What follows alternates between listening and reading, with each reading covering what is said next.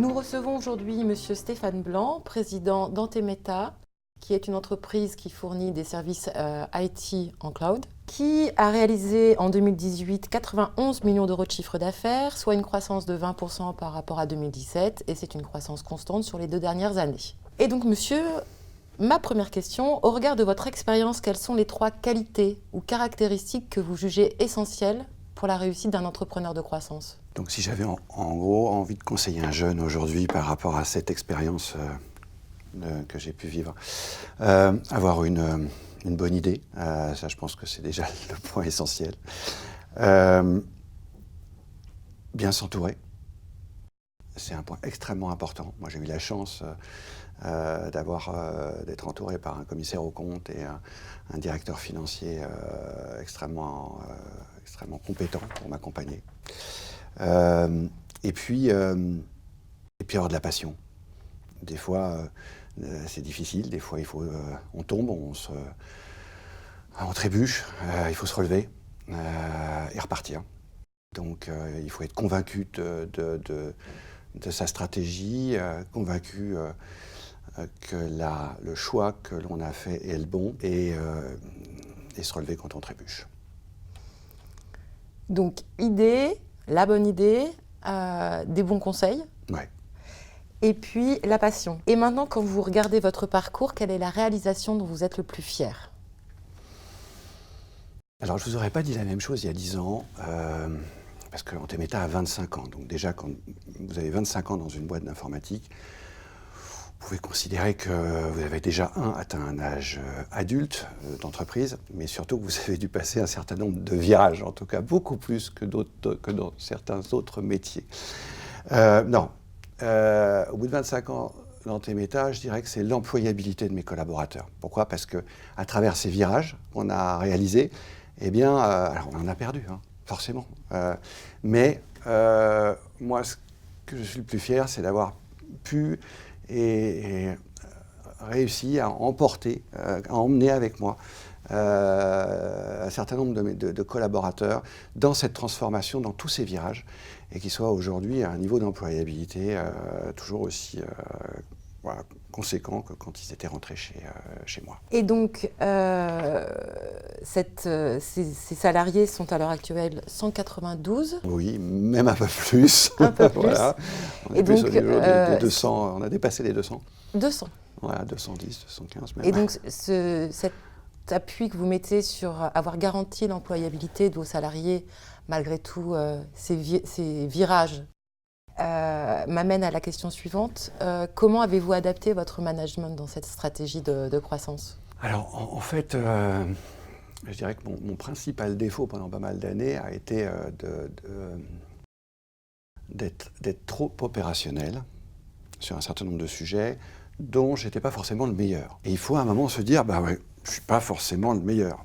Et même si je suis le patron et que je veux être extrêmement opérationnel, il faut déléguer à un moment des sujets conséquents, importants, à des gens meilleurs que soi. Donc, fort de ce principe, il y a des sujets sur lesquels je n'étais pas le meilleur. J'ai donc embauché des gens extrêmement compétents, accepté de facto la critique, accepter d'avoir fait des erreurs, de changer un certain nombre de choses, de le prendre en compte. C'est ça qui m'a, à mon sens, permis aujourd'hui de travailler avec mon management pour relever ce défi de la croissance que l'on vit aujourd'hui. Accepter de ne pas être un expert pour mieux déléguer. Oui. D'accord. Et à l'heure actuelle, après 25 ans d'exercice de votre entreprise, quels sont vos principaux relais de croissance dans un secteur qui bouge tout le temps? Qui bouge tout le temps. Alors, bien évidemment, tout ce qui est hybridation, tout ce qui est cloud, tout ce qui est service managé.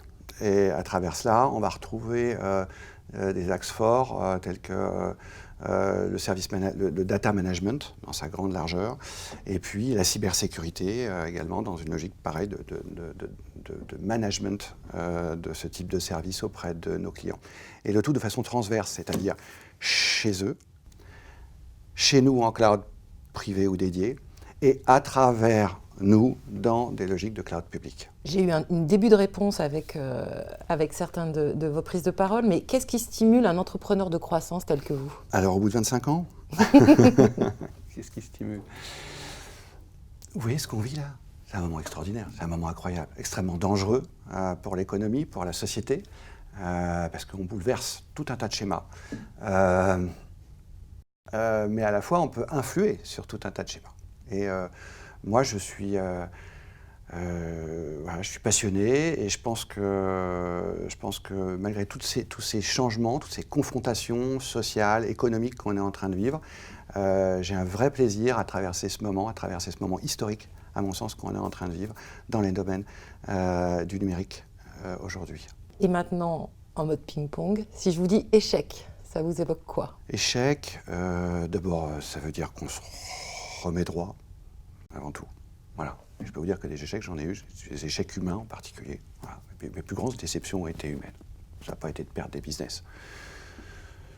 Ça a été des engagements humains que j'ai eus.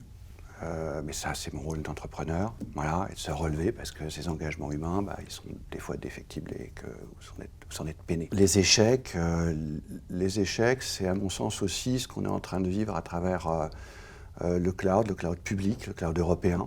Voilà, ça, c'est des échecs que je ne comprends pas, qu'on n'ait pas réagi avant et qu'on n'ait pas eu l'intelligence de concevoir que l'importance de la donnée en Europe, des clouds en Europe, et qu'on soit aujourd'hui pris entre deux feux ou trois feux, entre l'Est et l'Ouest, on va dire, pour faire poli.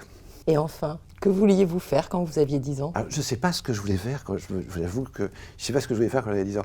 En revanche, ce que je peux vous dire, c'est que mon grand-père était un entrepreneur dans la boulangerie. Il a développé toute la boulangerie moderne, les façonneuses, les diviseuses. C'est lui qui a inventé tout un tas de produits dans la boulangerie, et bien d'autres choses d'ailleurs, dans les espaces ludiques aussi. Et que ma mère était également entrepreneuse.